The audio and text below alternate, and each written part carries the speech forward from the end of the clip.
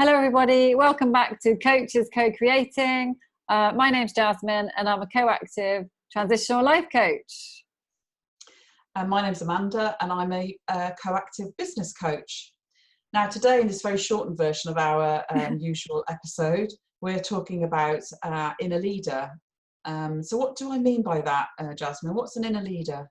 Yeah, so an inner leader is, I guess I would say it's your inner being, your inner voice that knows what's best for you.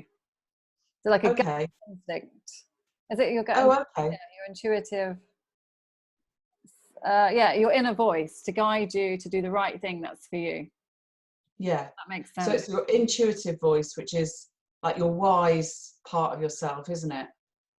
So the most compassionate, the wise, biggest part of you, if you like. Brave. Yes, brave. All of the good things that you are. Yeah. Absolutely. I like the analogy I used earlier was the devil and the angel on the shoulder. Oh, so yes. Oh, yeah. In the cartoon where you used to get them, they used to pop up, didn't they, sort of out of nowhere. And sort of for me, the inner leader is the angel on the shoulder. That's the wisest part of you, but also the part of you that champions you and wants the best for you and knows the best for you and guides you in that direction. Yeah. And do you have an inner leader? I do, yes, yeah. So I'll try not to laugh this time when I talk about it. But my inner leader is quite, I said last time it's quite dull and boring, but it isn't. But one of the things I want to stress is that inner leader, when we do a guided visualization to discover this yes, and co-active person or the inner leader doesn't have to be an animate or a human form, does it? It could be absolutely anything. And certainly when I've done this with my clients, I've seen all sorts of different kind of configurations come up. But for me, it is human, and it's this giant man. And when do you call upon him? Or does he just appear?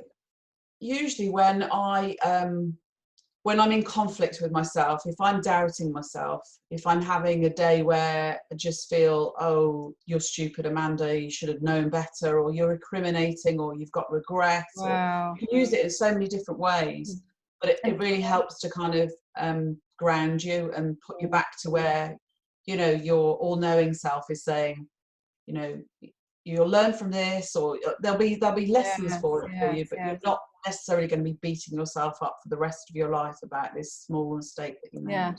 So mine's fire.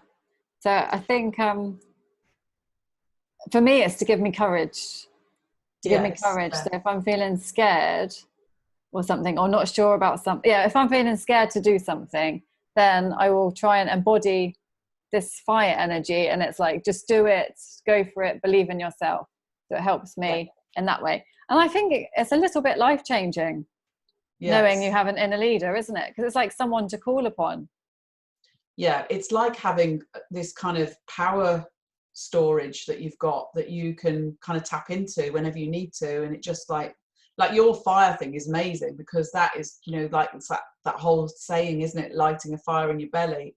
It gives you that momentum and that motivation. Yeah. But I think when you're sort of thinking about your inner leader being your best friend, if you like, but still part of you, it's being able to tap into that power of that person to sort of go, go for it. You're going to be absolutely fabulous, and it's going to all work out for you.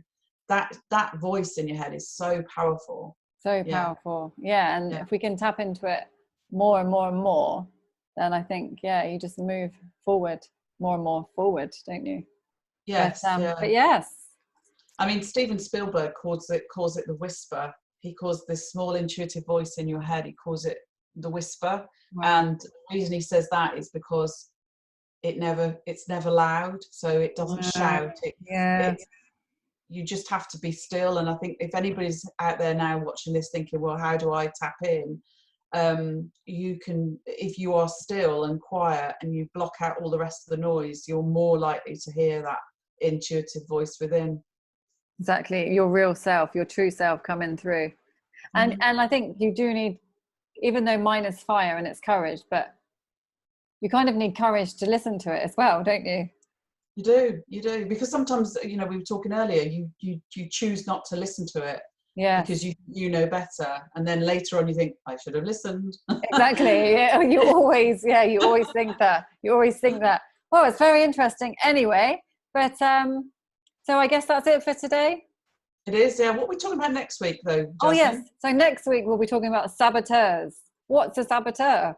So that's the negative voices in your head. So it's kind of like the polar opposite of the inner leader, but we've all got them, and we all use them every single day, probably. And what do they say? So, mine says a lot of horrible stuff. Yeah, you're not good enough. It's probably the most. You're not going to make it. You've made a mistake. What are you doing? Stay where you are. Stay where you are. Stay where you are in your comfort zone. Yeah, so tune in next week then to see that episode. So it'd be quite interesting exploring our saboteurs. It could be a double length episode. So see you next week. Okay, bye. Bye.